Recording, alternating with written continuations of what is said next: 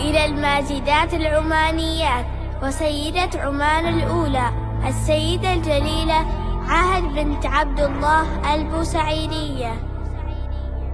عمانية في كل صرح ومحفل، لها السبق في كل اتجاه وموئل، على ورق التاريخ تكتب سيرة لها أثر يمتد في كل منزل.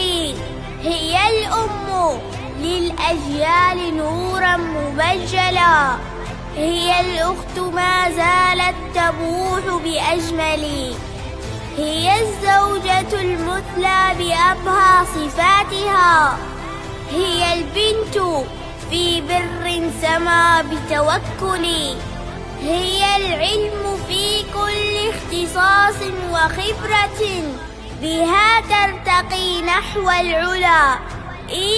فابذلي ظلال من الأمجاد في عهد هيثم، بها كتبت عن مستكن بأجزل، من النهضة الكبرى لقابوس سجلت مواقفها إذا أكملت دون معزل، فصار لها في نهضة الأرض مشعل تضيء مسار المجد من دون جحفل.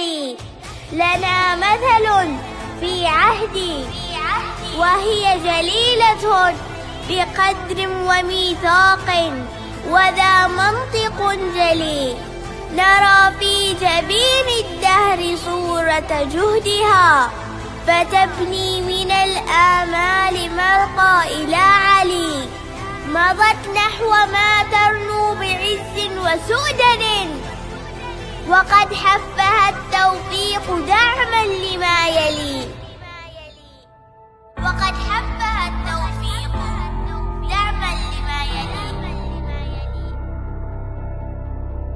كلمات الشاعرة نصراء الغمارية، إلقاء أروى المالكية.